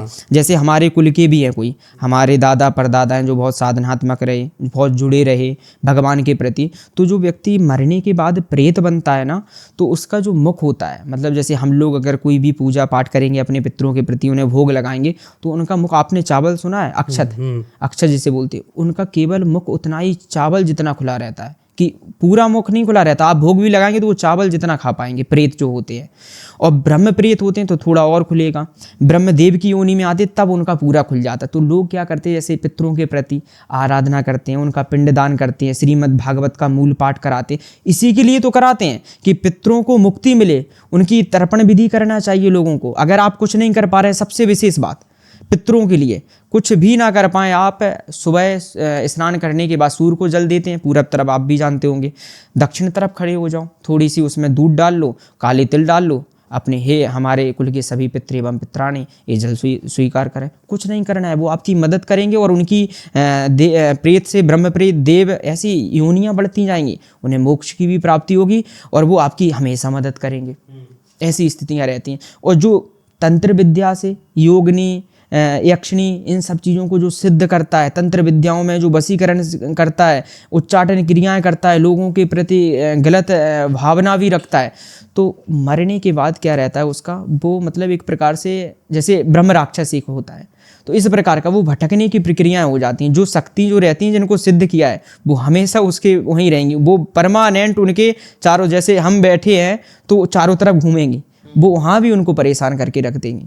तो ऐसी स्थिति, और व्यक्ति के अगर व्यक्ति जीवित भी है, एक अगर आपने जिस क्रिया से सिद्ध किया है और वो क्रिया आपने की, आपको लाभ दिला रही है, वो यक्षिणी हो कोई भी हो, लाभ दिला रही है, आपकी बात सुन रही है, आपको शब्दों में बता रही है कि दूसरा व्यक्ति क्या बोलना चाह रहा है, ये सारी चीज़ें आपको बता रही है, और वहाँ आपने क्रिया करना बंद कर दी, तो फिर उसका फिर तो प्रभाव फिर तो पूरे वंश पर मतलब पीछे पड़ जाती है पूरे वंश में। हाँ, तो मैंने इसलिए ये बात शुरू में बताई थी कि अगर आप कोई भी साधना करें तो तांत्रिक साधना अगर है तो परिवार से थोड़ा दूर करें। तो परिवार से अगर दूर आप करेंगे तो वो आपके परिवार पे अगर कोई समस्या होगी तो वो आपके परिवार पे पहुंचेगी नहीं, केवल जो भी होगा आपके निमित्त में होगा। अच्छा महाराज, एक होता है मारड़ क्रिया, जब शमशान को साधा जाता है, उठाया जाता है, तब मारड़ क्रिया के दौरान सोचा जाता है कि कई लोगों की भ्रांति आ रही है कि मारड़ क्रिया करा देंगे तो इंसान खत्म हो जाएगा, लेकिन आपसे जब मैंने बात करी तो आपने बताया कि मारड़ क्रिया में इंसान को मारा नहीं जा सकता है, मृत्यु के जैसी हालात में उसको छोड़ दिया जाता है। देखो, मारण क्रिया बहुत छोटी बात नहीं है, मतलब इसे इतनी बड़ी बात समझो कि मान के चलो कि व्यक्ति को इतनी विशेष, पहले तो तांत्रिक विद्या में बहुत विशेष साधना है, इसमें क्या है मारण क्रिया में बहुत मरगट काली ये सब चीज़ें, तो इसमें क्या है जो तांत्रिक प्रक्रियाएं होती हैं वो अलग प्रकार से होती हैं। जैसे एक सात्विक जो मरगट काली भी हैं वो सात्विक रूप में भी आप उन्हें मान सकते हैं और तांत्रिक रूप में भी मान सकते हैं। भैरव जी की भी जो साधना है तांत्रिक रूप में भी है और सात्विक रूप में भी है। तो ये जो शक्तियाँ हैं भैरव जी हैं और मरगट काली हैं, जैसे लोग कहते हैं ऐसा ये करने से इनके प्रति, ये गलत है। वो जो मारण क्रिया होती है वो प्रक्रिया अलग होती हैं। शमशान लोग जगाते हैं, शमशान जगाते हैं, उनकी साधना जो रहती है 101 दिन की होती है, 181 दिन की होती है, ऐसी साधनाएं होती हैं। उसमें क्या है बलि भी लोग देते हैं, मदिरा भी देते हैं और सिगरेट वगैरह ये धूम्रपान भी वगैरह वहाँ करवाते हैं और बलि देते हैं। बलि में वो अपनी स्वयं की भी दे सकते हैं, मतलब उंगली वगैरह ऐसा फिंगर वगैरह को काट के ऐसा वो लोग करते। लेकिन मारण क्रिया से व्यक्ति कभी नहीं मर सकता। मृत्यु तभी है जब प्रभु ने लिखा है, सत्य प्रभा, राम नाम सत्य है, जब जो प्रमाणित है मृत्यु सत्य है, जब लिखी है तभी होगी, उससे पहले हो नहीं सकती, ये कन्फर्म है, ये निश्चित है। केवल अगर आप मारण क्रिया बहुत तांत्रिक विद्या में आपने गुण तरीके से पढ़ा है, आपने जो रावण संहिताएं और अन्य किताबें, ऐसी कई किताबें हैं, 46-47 ऐसी किताबें हैं जो तांत्रिक विद्याओं के लिए हैं, बहुत पुरानी ऐसी किताबें हैं। तो उसमें क्या रहता है, अगर आपने विशेष अध्ययन किया, ऐसे नॉर्मल कोई करेगा हो ही नहीं सकता। उसके लिए प्रोसेस एक ऐसा रहता है कि जैसे व्यक्ति जमीन से आसमान तक पहुंच जाए, होता है ना, व्यक्ति के पास कुछ नहीं था और सब कुछ प्राप्त हो गया, ऐसे ही उसमें होता है कि उसे हर टाइम पे विधिवत तरीके से, और उसमें कई चीज़ें भी होती हैं, मदिरा का और बलि वगैरह और मांस वगैरह ये सब चीज़ों का भी होता है। तो वो तब जो मारण क्रिया होती है, व्यक्ति मर नहीं सकता है, मरने के समार हो जाता है, बीमार हो सकता है, और जब तक उसका समय है तब तक वो इसी प्रकार से हाँ, लेकिन उसका दुष्प्रभाव भी। अच्छा, हाँ, आपने अगर कर दिया है तो ये समझ लो आपके साथ हो चुका है, करने से पहले आपके साथ वो हो चुका है। मतलब आप उसकी स्थिति कर रहे हैं, भले वो आपका कितना भी बड़ा दुश्मन हो, मान लो कि वो आपका सबसे बड़ा दुश्मन हो, अगर आप उसके प्रति कर रहे हैं तो इस प्रकार की अगर मारण क्रिया अगर आप कर रहे हैं तो ये समझ लो उसके पहले करने से, आपके करने से पहले आपके ऊपर वो प्रभाव हो जाएगा। आज नहीं होगा, 10 साल बाद, 15 साल बाद आपके साथ नहीं होगा, आपकी पीढ़ी के साथ हो सकता है, पुत्रों के साथ हो सकता है, परिवार में किसी के भी साथ हो सकता है। तो इस प्रकार का कि वो भी बीमारी स्थिति से अकाल मृत्यु का प्रयोग बनेंगे। अगर आप दूसरे के साथ करेंगे तो वो ये सबसे थोड़ा गलत माना जाता है, ये विशेष नहीं है, सबसे मूर्खता वाली बात है। अगर जो मारण क्रिया करते हैं तो ऐसा नहीं करना चाहिए, कितना भी बड़ा शत्रु हो, लेकिन ऐसी मारण क्रिया होती है, उससे व्यक्ति मर नहीं सकता है, केवल स्थिति मरने समान हो। अच्छा महाराज जी, आपके पास बहुत सारे ऐसे लोग आते हैं दरबार में ही जिनके ऊपर प्रेत आ जाता है, प्रेत आता कैसे, उनका स्वरूप कैसा होता है, जब आएगा तब क्या होगा, कैसे पता चलेगा, सब बताइए। देखो, प्रेत जो आता है, जैसे शक्तियाँ होती है, भूत और प्रेत में बहुत अंतर है। भूत वो होता है आत्मा, भूत प्रेत आ जाता है, मतलब मैं नेगेटिविटी की तरफ आना चाहता हूँ, है ना। प्रेत तो आपने बता दिया था कि प्रेत जो होता है वो थोड़ा सात्विकता की तरफ जाता है, और फिर पिशाच योनि की तरफ जाएंगे तो आप मांत्रिक तांत्रिक में चले जाएंगे, जी। है ना।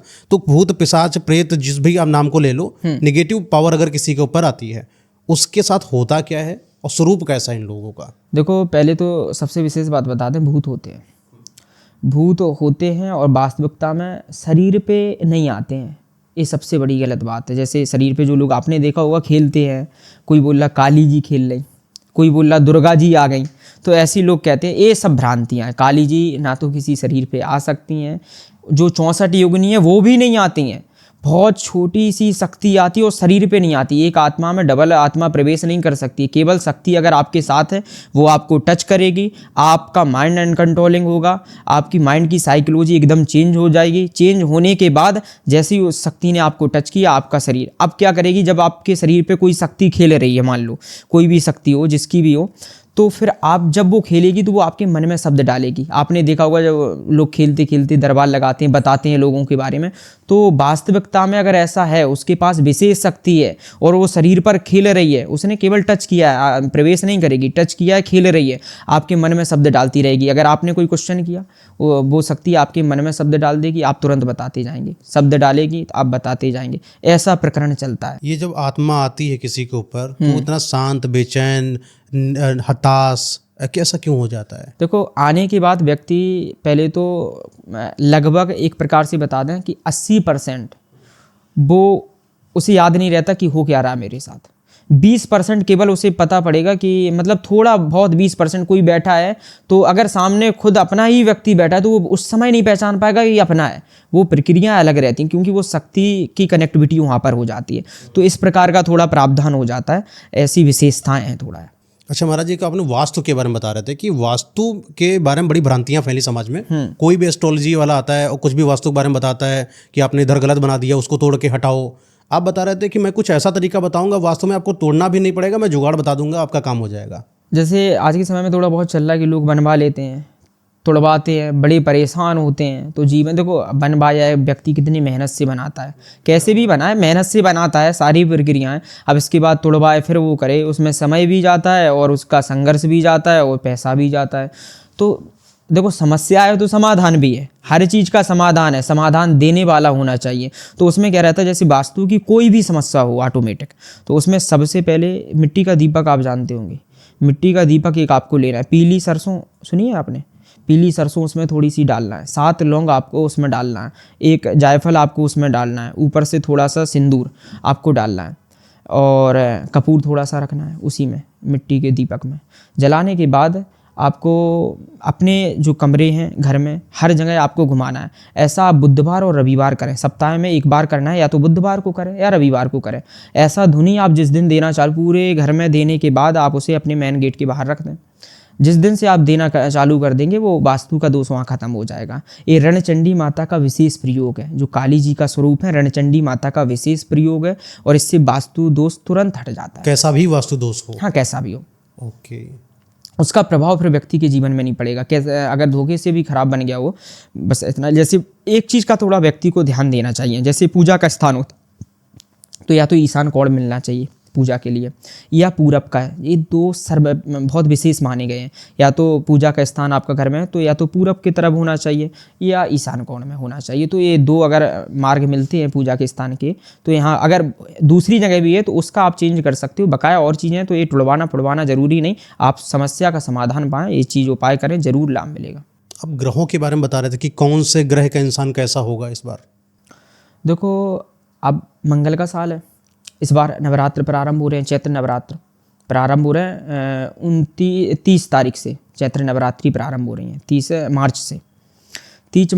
मार्च से चैत्र नवरात्रि प्रारंभ हो रही है। अब इसमें साल में एक राजा और मंत्री बनता है, तो उस दिन रविवार पड़ने वाला है, जिस दिन चैत्र नवरात्रि।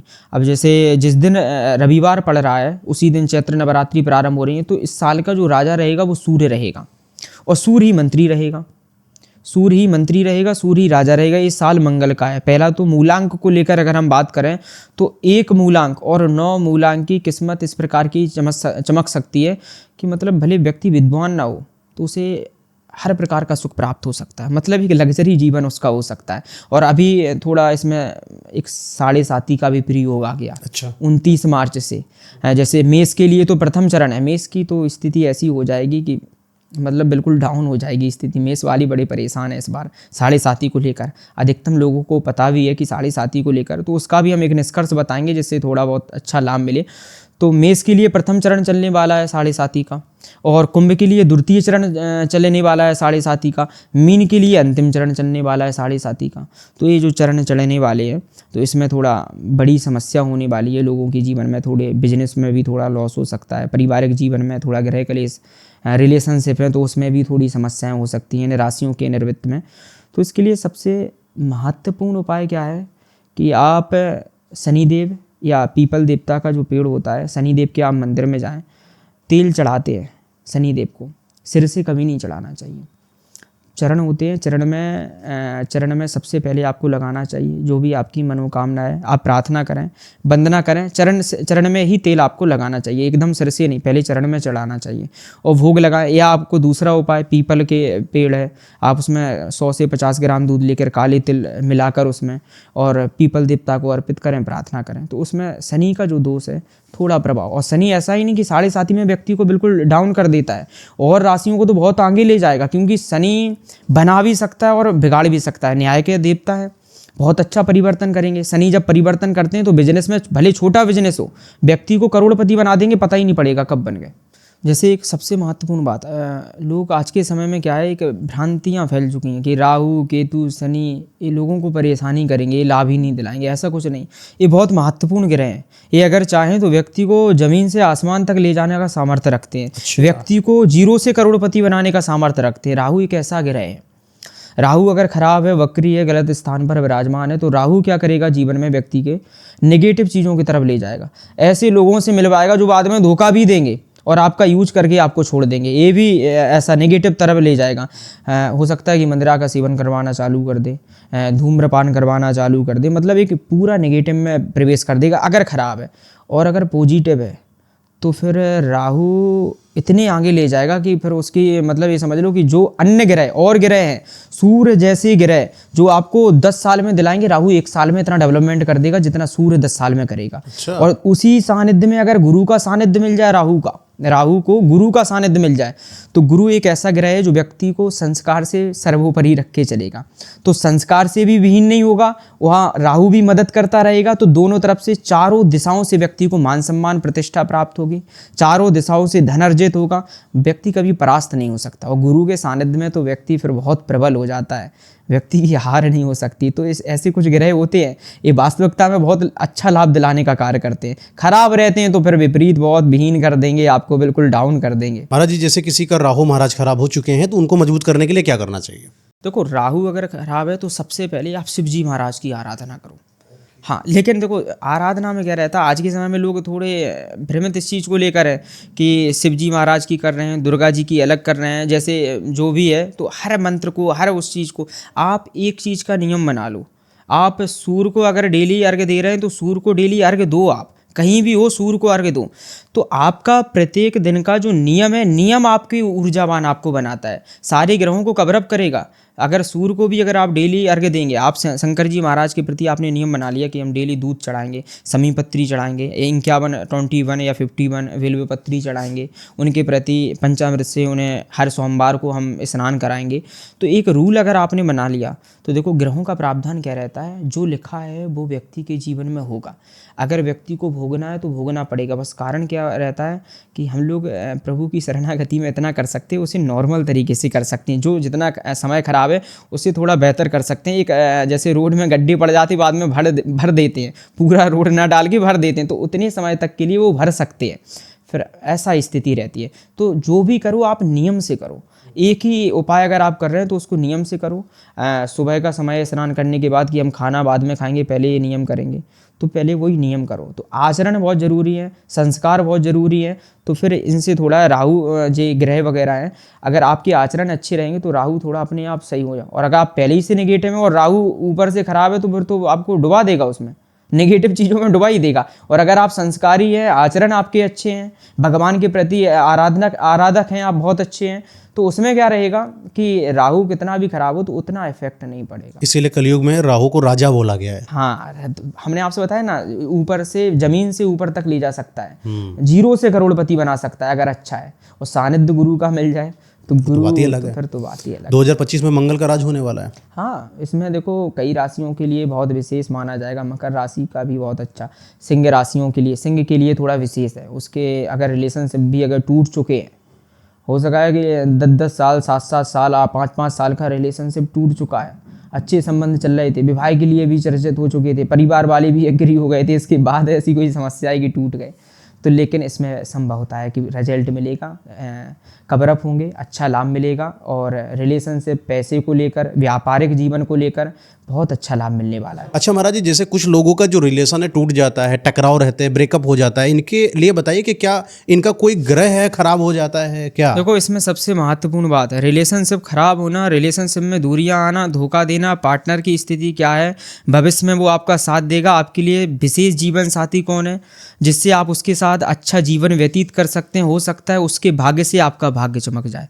तो इस प्रकार की स्थिति। अच्छा, ऐसा होता है विवाह के बाद कुंडली मैचिंग हो जाती है, जैसे विवाह के बाद जीवन साथी एक दूसरे के प्रति हो जाते हैं, इसी प्रकार की स्थिति कुंडली की। कि अगर दूसरे व्यक्ति की ग्रह खराब है पार्टनर के, तो दूसरे के अगर अच्छे हैं तो उसके अच्छे ग्रह दूसरे की मदद कर सकते हैं, तो फिर वो कुंडली का भी मिलान हो जाता है। और खराब ग्रह अच्छे ग्रह को बर्बाद कर हाँ नहीं, खराब ग्रह हैं तो वो उनके ऊपर भी समस्याएं पहुंचाएंगे, तो ऐसा रहता है। फिर कुंडली मिल जाती है, एक प्रकार का ऐसा प्रावधान हो जाता है। तो यानी कि रिलेशनशिप में आने से पहले जो है कुंडली का देख लेना भी बहुत ज़्यादा जरूरी है। नहीं देखो, रिलेशनशिप कुंडली जैसे ज्योतिष शास्त्र है उसमें रिलेशनशिप के बारे में, लव लाइफ के बारे में भी बताया गया, मैरिड लाइफ के बारे में भी बताया गया, दोनों चीज़।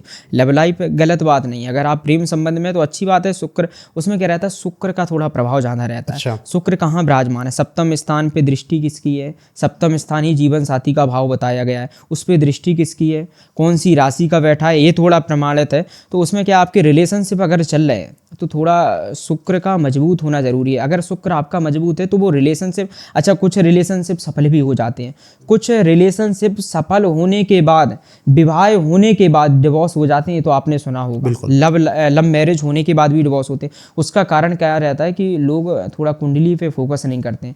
शुक्र कहीं ना कहीं वो आज नहीं तो कल वो प्रॉब्लम पहुंचाएगा, उसी प्रकार से थोड़ा हो जाता है। उसमें क्या रहता है, जब ग्रह खराब होते हैं तो व्यक्ति का माइंड परिवर्तन करता है, और जब माइंड परिवर्तन करता है तो उसी की वजह से आपस में दूरियां बनना, आपस में वार्तालाप की स्थिति, एक दूसरे को पसंद ना आना, तो इस प्रकार का प्रादुर्भाव बनता है, जिस वजह से ये थोड़ी दूरियां बन जाती हैं। अच्छा, रिलेशनशिप में शुक्र अगर किसी को मजबूत करना हो तो उसके लिए क्या करना चाहिए? देखो, नॉर्मल उपाय एक सबसे हस्तरेखाई की बता दें कि आप शुक्र पर्वत ही बताया गया, तो शुक्र पर्वत पे आपके क्या करना है, गुलाब जल देखा होगा, गुलाब जल को क्या करना है कि गुलाब जल को थोड़ा आप उस पर रात्रि सोते समय आप थोड़ा यहाँ पर शुक्र पर्वत पे थोड़ा गुलाब जल मलें।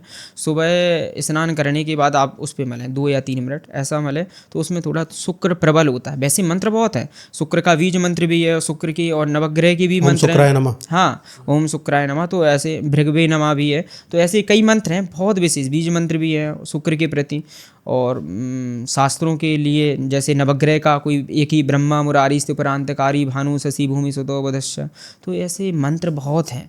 लेकिन आपका विश्वास होना ज़रूरी है, थोड़ा ये समर्पण होना बहुत ज़रूरी है, तो फिर वो आपकी मदद भी करेंगे और आपके जीवन में विशेष लाभ भी दिलाएंगे, अच्छा परिवर्तन कर देंगे। एक और चीज़ महाराज जी, जैसे कि कई सारे ऐसे मैंने सेशंस लिए हैं जहाँ पर कुछ पार्टनर्स हैं, जब एक दूसरे के साथ अलग हो गए, ब्रेकअप हो गया, मूव ऑन नहीं कर पा रहे हैं, तब उनको सोशल मीडिया की तरफ से ये समझ में आता है कि इनको आ जाना चाहिए तंत्र साधना में, जहाँ पर कई सारे ऐसे फेक तांत्रिक बैठे हुए हैं या एस्ट्रोलॉजी वाले बैठे हैं, जिन्होंने उनको बताया कि तुम एक काम करो, तुम शमशान साधो, शमशान क्रियाएं कराओ, मारठ क्रियाएं कराओ, और तुम सम्मोहन क्रिया कराओ, बहुत सारी सी क्रियाएं कराने को बोला गया।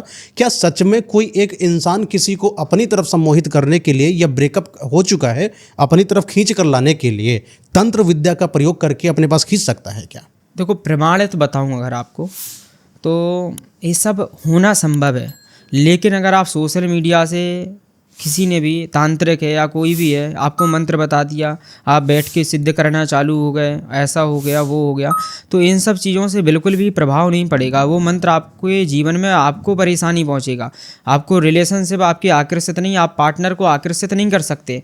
तो जैसे अगर वास्तविकता में, जैसे मैंने आपको बताया कि तांत्रिक है, विशेष तांत्रिक है, तो आप विधिवत तरीके से, उसमें नाम भी उसका लगता है और कई चीज़ें लगती हैं, कपड़े का टुकड़ा भी होना ज़रूरी है और बहुत चीज़ें हैं। अब उसमें क्या है, साधना पे होता है, उसके पास कौन सी ऐसी शक्ति है जिससे वो वशीकरण कर रहा है, उसे किस चीज़ की ज़रूरत है, तो वो आभास उसको खुद होता है, तो उससे वो वशीकरण करता है, आकर्षित करता है। तो इस प्रकार का स्वयं से आपको नहीं करना चाहिए। अगर आप मोबाइल से, सोशल मीडिया से मंत्र देख के स्वयं से बैठ गए करने, तो ये बहुत ज़्यादा गलत है। पहले तो गुरु सबसे, हर चीज़ के लिए गुरु ज़रूरी है, 24 गुरु बताए गए हैं, तो 24 को एक सर्वप्रथम गुरु होना चाहिए। तो गुरु होना बहुत आवश्यक है, जो आपको अंधकार से प्रकाश की ओर ले जाए, व्यक्ति को भटकने ना दे। और गुरु ऊर्जात्मक होना चाहिए। अगर गुरु ऊर्जात्मक रहेगा, अगर आप कहीं भी भटकते हैं, कुछ भी होता है, तो वहाँ गुरु की जो ऊर्जा रहेगी वो आपको कवर अप करेगी, वो आपके जीवन में आपको भटकने नहीं देगी। तो ऐसा होना थोड़ा ज़रूरी है। तो प्रयास करें गुरु विशेष बनाएं, जिससे आप भी अपना जीवन विशेष कर सकें। ऐसा। अच्छा महाराज जी, किसी के पैर छूना है, किसके पैर नहीं छूना चाहिए, किसके पैर छूना चाहिए, स्थिति परिस्थिति चेंज सब बताइए कि किसके पैर छुएंगे। देखो, सबसे पहली बात 5-6 समय ऐसे हैं जिन समय व्यक्ति को ना तो पैर छुबाना चाहिए ना छूना चाहिए। जैसे व्यक्ति अगर बाथरूम करके आ रहा है, तो उस समय कोई भी व्यक्ति हो, या हम जाएं, आप जाएं, कोई भी जाएं, तो उस समय व्यक्ति के पैर नहीं छूना चाहिए। नकारात्मक ऊर्जा होती है। और अगर वो व्यक्ति जानता है कि इस समय नहीं छुबाना चाहिए, तो उसे टोक देना चाहिए। तो उस समय उसको दिक्कत नहीं होगी, दिक्कत छूने वाले को होगी। तो इसलिए टोक देना चाहिए उसको, क्योंकि वो बाथरूम से आ रहा है, वो थोड़ा नेगेटिव हो गया इस वजह से। दूसरी चीज़ क्या है कि अगर आप भोजन कर रहे हैं, तो भोजन के समय अगर आप किसी से पैर छुबाते हैं, तो इसमें अन्नपूर्णा माता की मर्यादा होना भी बहुत ज़रूरी है, क्योंकि अन्न को अन्नपूर्णा माता का स्वरूप दिया गया है। तो उस समय भोजन अगर आप कर रहे हैं, तो भूलकर भी किसी से पैर नहीं छुबाना चाहिए। कोई साधना, मंत्र का जाप या राम नाम का उच्चारण आप कर रहे हैं, आराधना कर रहे हैं, अर्चना कर रहे हैं, कुछ भी कर रहे हैं, हवन इत्यादि प्रकरण, उस समय आप आसन पे बैठे हैं, तो उस समय तो भूलकर पैर नहीं छुबाना चाहिए। वो ऊर्जा तुरंत कनेक्ट हो जाती है। आपने पैर छुए, कम से कम हो सकता है अगर आप जो आपने साधना की 100% में थे, 30% साधना आपकी चली जाएगी छूने वाले के पास। तो इसलिए टोक देना चाहिए, ये बहुत ज़रूरी है। अगर कोई पूजा अर्चना वंदना कर रहा है, तो उस समय भी थोड़ा पैर नहीं छुबाना चाहिए। और एक जगह और, जैसे अगर कोई व्यक्ति सो रहा है, तो सो रहा है, अगर आपको दिख रहा है कि वो सो रहा है, तब आपको पैर नहीं छूना चाहिए। या अगर कोई लेटा है वैसे ही, तो तब भी पैर नहीं छूना चाहिए।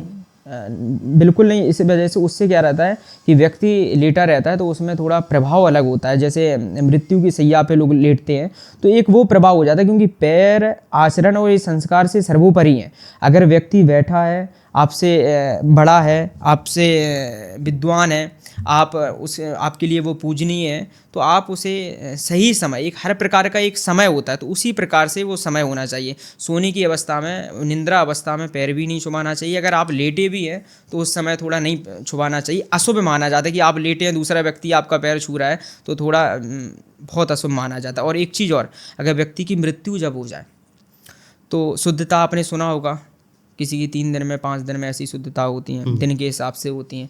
तो जब तक शुद्धता ना हो, तब पूरे परिवार के पैर नहीं छूना चाहिए, ना उन लोगों को छुबाना चाहिए। पूरे परिवार को शुद्धता हो जाए, इसके बाद आप छू सकते हैं। तो उस समय जब तक किसी व्यक्ति की मृत्यु हो गई, तब तक शुद्धता तक, अगर वहाँ गए तो वहाँ पर किसी के पैर ना, आपसे चले कितना भी विद्वान हो, कितना भी बुजुर्ग हो, पूजनीय हो, आपको पैर नहीं छूना चाहिए उस समय। और महाराज जी, एक और भी जगह होती है, जैसे कि जो मंदिर होता है, मंदिर में जो पंडित जी हैं, उनके भी पैर नहीं छूना चाहिए, क्योंकि उसमें क्या रहता है, मैं आपको बताऊं। जैसे मंदिर में जो मूर्ति है, भगवान जी की, दुर्गा जी की, काली जी की, किसी की भी भगवान की, तो उसमें क्या है, मर्यादा होना बहुत ज़रूरी है। और अगर आप मंदिर में, पुजारी के गर्भगृह में, बाहर अगर पुजारी है, गर्भगृह के बाहर, एक गर्भगृह की सीमा होती है जहाँ भगवान जी की मूर्ति विराजमान है। गर्भगृह का एक सीमा होता है कि इतना एरिया गर्भगृह का है, तो गर्भगृह के अंदर नहीं छूना चाहिए। मंदिर में अगर दूसरे स्थान पर अगर पुजारी है, तो आप पैर छू सकते हैं, कोई दिक्कत नहीं। गर्भगृह के अंदर मूर्ति की मर्यादा होती है, भगवान की मर्यादा उनका होती है। अपमान होगा, क्योंकि वो तो वहीं पर हैं जो हाँ, बिल्कुल वही है, उनके अलावा कोई नहीं वहाँ पर। पूरा ब्रह्मांड उनके सानिध्य में, और फिर उनके सामने आप किसी और के पैर छू रहे हैं, तो वो नीचा दिख जाएगा। गर्भगृह के अंदर थोड़ा ऐसा नहीं करना चाहिए। और एक चीज़ और, जैसे कोई भी मंदिर हो, चाहे छोटा हो चाहे बड़ा हो, सबके अंदर भगवान विराजमान है। हर व्यक्ति के अंदर भगवान विराजमान है। बस आप अपने आप को कितना ऊर्जात्मक करते हैं, आप अपने अंदर जो है उसे कितना ऊर्जात्मक करते हैं, आप साधना से, मंत्र सिद्धि से कितना ऊर्जात्मक करते हैं, उतना ही प्रभु का आवास आपको होगा। ऐसे ही मंदिर में जो स्थिति रहती है, तो उसमें क्या है, गर्भगृह जो होता है, गर्भगृह में पुजारी के अलावा किसी दूसरे का प्रवेश होना, चाहे कितना भी बड़ा हो, प्रवेश नहीं करना चाहिए गर्भगृह में। हाँ, थोड़ा वर्जित माना जाता है। पुजारी का एक नियम, जो पुजारी है वो कर सकता है, लेकिन गर्भगृह में अगर कोई भी मंदिर हो, आप बाहर से पूजन वगैरह कराएं। अब कोई एक आध बार हो जाए तो कोई दिक्कत नहीं, लेकिन आप बार बार अगर वही कि गर्भगृह में जा रहे हैं, मूर्ति को स्पर्श कर रहे हैं लोग, तो फिर उसमें थोड़ा नहीं। अच्छा महाराज जी, जैसे आपके दरबार में बहुत सारे ऐसे लोग आते हैं जिनको निगेटिविटी, नज़र लग जाना, किसी ने कुछ करा दिया, टोना टोटका ऐसा कुछ हो जाता है, तब आप जरूर उनको कोई ना कोई निवारण देते होंगे। आज हम सब लोगों को अगर आपको कोई निवारण देना हो, किसी को नज़र लग गई हो, तो क्या देंगे आप? देखो, नज़र अगर लग गई तो उसका सबसे पहला लक्षण क्या रहता है कि एक आयु होती है, सीमित आयु होती है। जैसे 9 वर्ष 8 वर्ष ऐसा रहता है। जैसे ज़्यादातर आपने सुना होगा बच्चों को थोड़ी ज़्यादा नज़र लग जाती है इस स्थिति में। तो 8 वर्ष या 9 वर्ष, उससे छोटे जो बच्चे हैं, जैसे बहुत ज़्यादा रोना, जिद्दीपन होना, पढ़ाई में मन ना लगना, बार बार बीमारियां होना, ठीक है, तो इस प्रकार का होना, बुखार चढ़ना, इस प्रकार की जो स्थिति होना, वो नज़र दोष के कारण बहुत ज़्यादा होती है। भूख ना लगना, तो ये नज़र दोष के कारण होती है। और अगर इस प्रकार की नज़र दोष लगी है तो उसे उतारने का भी है, उसका समाधान भी है। तो आपको क्या करना है, कुछ नहीं, एक पान का पत्ता आपको लेना है। पान के पत्ते पे आपको हीरीम, सिंदूर होता है ना, सिंदूर से हीरीम आपको लिखना है। हीरीम होता है, तो उसके बाद उस पर एक जायफल आपको रखना है, 5 लौंग आपको रखनी है, और इतना रखने के बाद थोड़ा सा कपूर आपको रखना है। और रखने के बाद आप जिस बच्चे को नज़र लगी है उसके ऊपर 7 बार ऐसा घुमा के और ज़मीन पे रख देना है। 7 बार आप घुमाएंगे और रख देंगे तो अपने आप दूसरे दिन से देखेंगे उस बच्चे का पढ़ाई में मन लगना चालू हो जाएगा, नज़र दोष उसका हटेगा, और उसका अगर बीमारियां भी बहुत ज़्यादा चल रही तो बीमारियां भी दूर होंगी। तो वो उसका एकाग्रचित हो जाएगा, उसका मन बिल्कुल एकाग्रचित हो जाएगा, केवल फोकस पढ़ाई के लिए रहेगा, और परिवार की बात भी मानेगा, माता पिता की भी बात मानेगा, तो वो अपने आप हट जाएगा। फिर जो आप ज़मीन पर रखें, जब वो जलने के बाद पूरा हो जाए तो जहाँ आप पूजा का सामान वगैरह सराते हैं नदी में, पवित्र नदी में, कोई भी नदी में, आप वहाँ विसर्जन कर दें, कोई दिक्कत नहीं। किसी का रोजगार बहुत बढ़िया चलने लगे, इसके लिए आप क्या नियम बताएंगे? देखो, रोजगार के लिए सबसे पहले थोड़ा ग्रहों का भी होता है। अब उसमें एक विशेष मैं उपाय बता दूं रोजगार के लिए। लक्ष्मी जी का एक विशेष मंत्र है। तो अगर आप जो गद्दी होती है, जैसे कि किसी का व्यापार है, तो उसमें हर बिजनेस में एक गद्दी होती है हर किसी की। तो आप जब गद्दी पे बैठें, सर्वप्रथम गणेश जी महाराज से प्रार्थना करें। तो गणेश जी महाराज से प्रार्थना करने के बाद एक मंत्र मैं बता रहा हूँ, ओम श्रीम महालक्ष्मी नमः। इस मंत्र की माला कमल गट्टा की माला से एक माला उस गद्दी पे बैठ के आपको करना चाहिए। तो उसमें क्या रहता है कि ग्राहक जो होते हैं, लोग आकर्षित होंगे और पैसा बनेगा, पैसा सेविंग होगा। और स्थिति बिजनेस में भी, अगर आप आज के समय में अगर आपका बिजनेस छोटा है और सारी चीज़ें, तो धीरे धीरे उसमें भी डेवलपमेंट होगा, तो स्रोत आपका बढ़ेगा। माता महालक्ष्मी की विशेष कृपा से और आपकी साधना से, आपके विश्वास से और जो मंत्र की ऊर्जा से अपने आप डेवलपमेंट होगा और व्यापार बहुत तेज़ी से ग्रो करेगा। अच्छा महाराज जी, एक और चीज़ है, किसी को गवर्नमेंट जॉब पानी हो, उसके लिए आप क्या तरीका बताएंगे? देखो, व्यक्ति अगर बहुत लंबे समय से परिश्रम कर रहा है, प्राइवेट जॉब हो, गवर्नमेंट जॉब हो, अन्य किसी भी प्रकार का, उसे स्रोत मिले कोई जिससे वो सेटलमेंट हो सके। तो अगर इस प्रकार का अगर स्रोत ढूंढ रहा है, तो सबसे महत्वपूर्ण उपाय, आप शिव जी के मंदिर में चले जाएं। गोमती चक्र एक होते हैं, गोमती चक्रों को ले लें, 5 गोमती चक्र आपको लेना है। और शिव जी महाराज के कम से कम 200 या 250 ग्राम गाय का दूध आप ले लें, शिव जी महाराज पे चढ़ाएं। ऐसा आपको 7 सोमवार करना है। 5 गोमती चक्र आपको चढ़ाना है और दूध भी वहाँ चढ़ाना है, और कम से कम 108 बार ओम नमः शिवाय का जाप करना है। और फिर आपकी जो मनोकामना है वो आप मनोकामना प्रार्थना करें शंकर जी महाराज से, भूत बावन भगवान से प्रार्थना करें। प्रार्थना करने के बाद ऐसा आप 7 सोमवार करेंगे, अपने आप आपके पास ऑफर आना चालू हो जाएगा, अपने आप आपको रिजल्ट मिलना चालू हो जाएगा। क्या बात है। अच्छा महाराज जी, कोई एक बच्चा है जो एग्जाम में टॉप करना चाहता है, उसके लिए क्या आप तरीका बताएंगे? तो ऐसा रहता है कि इसमें सबसे पहली चीज़ क्या है, संघर्ष होना ज़रूरी है। अगर उसका संघर्ष अच्छा है, मेहनत उसकी अच्छी है, संपूर्ण तरीके से वो उसका फोकस बढ़िया है, तो उसके लिए यही है कि सबसे पहले वो हनुमान जी महाराज की आराधना करें। या तो वो हनुमान चालीसा का पाठ विशेष तरीके से डेली एक नियम बना ले कि डेली हनुमान चालीसा का पाठ करना है, तो वो करना चालू कर दें। या माता महाकाली माता की वंदना करना चालू करते डेली शाम के समय या सुबह के समय कोई एक मंत्र ले ले, जैसे दुर्गा सप्तशती में ओम एम ह्रीम क्लीम चामुंडाय विच्चे, इस मंत्र की अगर वो माला करना, शुद्ध तरीके से मंत्र को शुद्ध बोलना ज़रूरी है।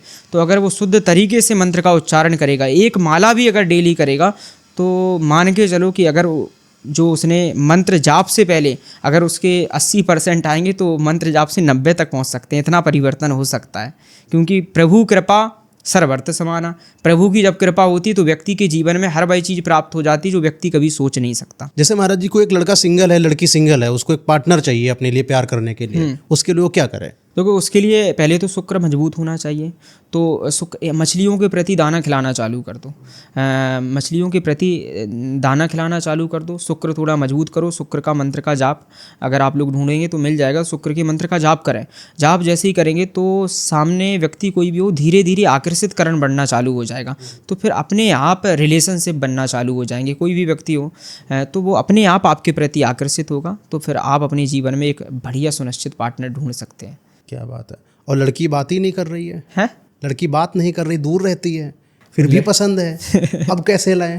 देखो अब ऐसी स्थितियाँ रहती हैं, लड़की बात नहीं कर रही है। देखो मेन चीज़ क्या रहता है कि आप कहोगे कोई भी बहुत बड़ी जो प्रचलित हैं, आपने कभी देखा ही नहीं, फ़ोन पे देखा कि इनसे हो जाए, तो ये सारी चीज़ें तो बिल्कुल डिस्कनेक्ट मान कि नहीं होता है? हाँ, ऐसा नहीं हो सकता। अच्छा, ऐसा नहीं। हाँ, इसमें क्या रहता है कि हो सकता है, कैसे हो सकता है, कोई अगर वशीकरण की भी क्रिया होगी तो उसके ऊपर काम नहीं करेगी कि आपने मूवी में देख ली, आपको अच्छी लगी, आपको कोई अच्छी लगी लड़की कि मूवी में कर रही है तो बहुत अच्छी है, इससे कैसे रिलेशनशिप हो। तो ये सब चीज़ें भ्रांतियाँ हैं कि हो ही नहीं सकता। वशीकरण भी करे तो भी नहीं होगा। वशीकरण कहाँ काम करता है? अगर आपने जिस व्यक्ति को देखा है थोड़ी बहुत, जैसे हमसे आपकी 1 सेकंड भी बात हो गई, आप कैसे हैं, अगर ऐसी बात हो गई तो आप उसके ऊपर वशीकरण करके आकर्षित कर सकते हैं। तो जिसको जानते ही नहीं हो उसके ऊपर वशीकरण करेंगे तो फिर मुश्किल है। बहुत क्वेश्चन आते हैं, सर बताइए ना, मैंने एक लड़की को देखा है, पसंद है, उसको पाएं कैसे? नहीं, ऐसा बिल्कुल नहीं हो सकता। केवल पसंद देखा है, बात करी उन्होंने, हाँ बात करी तो हो सकता है। हाँ, वशीकरण के प्रयोग से हो सकता है। शुक्र को थोड़ा मजबूत अगर आप करेंगे, वशीकरण को ऐसा तरीका बता दी लड़कों को थोड़ा खुश हो जाए, जैसे ये कर दें अपना। देखो वशीकरण में मैं तो यही सलाह दूंगा, यहाँ से मंत्र करके पूरी विधि से। कौन सी विधि बताइए? देखो विधि ऐसा है कि आप जैसे वशीकरण का प्रयोग जैसे रावण संहिता अन्य ग्रंथों में है, तो उनमें से आप मंत्र निकाल के वशीकरण का बताइए। रावण उनको नहीं जा पाएंगे। देखो ऐसा है कि मंत्र यहाँ मंत्र बताइए कैसे करेंगे, कैसे? नहीं, मंत्र नहीं बता सकते। आप विधि बताइए। आप हम पे पड़ेगा वो विधि। हाँ। मंत्र मैं कमेंट में डाल दूंगा, आप मुझे बाद में बता दीजिएगा। लेकिन लड़के पागल है, बिल्कुल पाना है, उनको लड़की चाहिए अब। हाँ, आप बताइए तरीका। एक लड़का है, जैसे बहुत सारे कमेंट आते हैं कि मुझे एक लड़की मुझे पसंद आ गई, मैंने देखा, थोड़ी बात करी, बात करा दो, आगे थोड़ा प्यार व्यार हो जाए, उनके लिए बताइए जरा। देखो उसका विधि विधान है। अगर आप वशीकरण के प्रति से अगर आप कर सकते हैं तो वशीकरण का जो प्रावधान रहता है उसमें एक विशेष तरीके से मंत्र से आप एक नियम से करेंगे, मंत्र जागृत करेंगे उसके प्रति, उस नाम से, उसके नाम आपको पता होना चाहिए, उसका गोत्र पता होना चाहिए। तो गोत्र थोड़ा पता होना चाहिए, थोड़ी उसके बारे में जानकारी होनी चाहिए, आप विशेष तरीके से जानते हो, उससे थोड़ी बहुत वार्तालाप अगर आपकी हुई है तो आप वशीकरण करेंगे, उसके नाम से करेंगे, उसके गोत्र से करेंगे, तो धीरे धीरे 2, 4, 5 दिन में वो आपकी तरफ आकर्षित होना चालू हो जाएगी। तो फिर धीरे धीरे आकर्षित होगी। अब ऐसा नहीं कि आगे सीधे रिलेशनशिप बहुत अच्छे हो जाएंगे, ऐसा कुछ नहीं, आकर्षित होगी। फिर वहाँ फिर कनेक्टिविटी अगर जुड़ती है तो फिर रिलेशनशिप में वो बदल सकता है, नहीं जुड़ती है तो फिर रिटर्न हो जाएगा। अच्छा, तो एक लड़की के साथ कर सकते हैं कि कई लड़की के साथ कर सकते हैं? नहीं, देखो पहले तो ये अनुचित माना जाता है। हाँ, एक लड़की के साथ करना चाहिए। अच्छा, एक और चीज़ है, जैसे कि किसी को सोशल मीडिया में बहुत ज़्यादा ग्रो करना हो, उसके लिए क्या करना पड़ेगा? देखो सोशल मीडिया पे अगर ग्रो करना है, सोशल मीडिया के लिए व्यक्ति का सूर मजबूत होना चाहिए। सूर व्यक्ति को मान सम्मान प्रतिष्ठा से भरपूर बना देता है। गुरु मजबूत होना चाहिए। सूर अगर व्यक्ति का मजबूत है तो ऑटोमेटिक इस प्रकार की स्थिति हो जाएगी, अगर आज उसके 10 फॉलोवर्स हैं तो कल 1 लाख 1 मिलियन हो सकते हैं, 1 लाख हो सकते हैं, पता ही नहीं पड़ेगा, रातों रात खेल हो सकता है। अगर सूर विशेष है और सूर बहुत पावरफुल है तो वो ऑटोमेटिक कैसे करेंगे सूर्य? और जैसे मैं आपको एक सलाह दूं कि सबको एक सलाह दूं कि अगर कुंडली अगर आप चेक कराएं, आपका सूर्य मजबूत है, आप किसी भी ब्राह्मण से, विद्वत ब्राह्मण से अगर आप पूछें सूर्य मजबूत है, गुरु अच्छा प्रबल है, तो अगर आप सोशल मीडिया पे आना चाह रहे हैं तो आप आ जाएं, उसमें सफलता मिलेगी, जल्दी सफलता मिल जाएगी, लंबा प्रोसेस आपको नहीं खींचना पड़ेगा, तो समय से पहले आपको सफलता मिलनी चालू हो जाएगी, तो आप अपने जीवन में बहुत अच्छा परिवर्तन भी कर सकते हैं। तो क्या सोशल मीडिया पर कुछ ही लोग ग्रो करेंगे, जिनका सूर्य मजबूत नहीं है वो भी कुछ जुगाड़ बना के अपना कर लेंगे? नहीं, देखो ऐसा रहता है, जैसे आपने देखा होगा कि सोशल मीडिया पे किसी के एकदम फॉलोवर्स बढ़ गए, 50,000 हो गए, 50,000 के बाद फिर उसकी 60,000 आई नहीं कभी, तो ऐसा हो जाता है, तो वो प्रभाव होता है। जैसे सूर्य अगर विशेष मजबूत है तो वो खिंचा चला जाएगा, वो फिर वो नीचे नहीं आएगा, वो चढ़ता जाएगा, एक सीढ़ी चली, दूसरी, तीसरी, चौथी, वो छत पे चढ़ के मानेगा, फिर उससे पहले उतरेगा नहीं। अच्छा महाराज जी, अब नागा जो हैं, नागा महाराज जी हैं, इन लोगों के बारे, नागा साधुओं के बारे में बताइए जरा।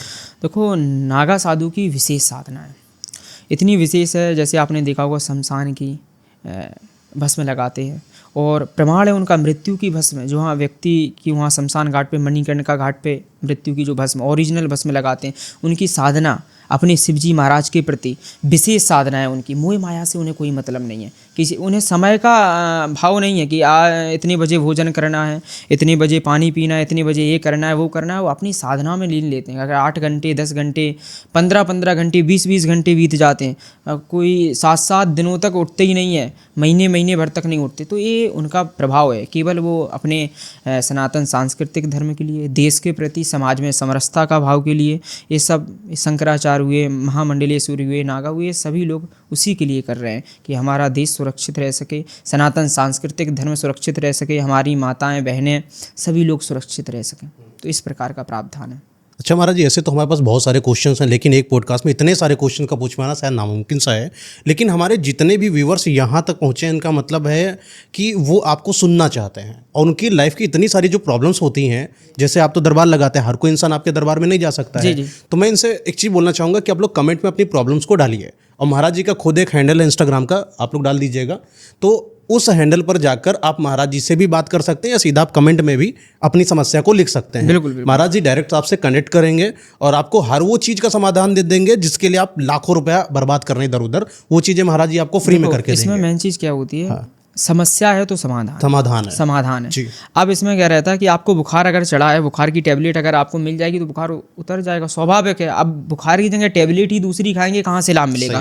तो मेन चीज़ है व्यक्ति ऊर्जात्मक होना चाहिए, समस्या का समाधान विशेष होना चाहिए। तो वास्तविकता में व्यक्ति के जीवन में डेवलपमेंट होता है, हर चीज़ को लेकर डेवलपमेंट होता है। और कुंडली ज्योतिष शास्त्र एक ऐसा है जो व्यक्ति के जीवन में अगर देखने वाला विशेष हो तो व्यक्ति के समय और परिस्थिति, आने वाले समय के बारे में इतना विशेष बता सकता है कि वो अपने जीवन का बदलाव कर सकता है और अपने जीवन का भी डेवलपमेंट कर सकता है। सही बात। अपने जीवन में बहुत अच्छा परिवर्तन कर सकता है और अच्छा समाधान भी पा सकता है। तो जितने कमेंट में सब बताएंगे, इनका सबका समाधान आप दे देंगे? बिल्कुल। बहुत बहुत धन्यवाद आपका अपना समय देने के लिए इस पॉडकास्ट में महाराज जी। बिल्कुल।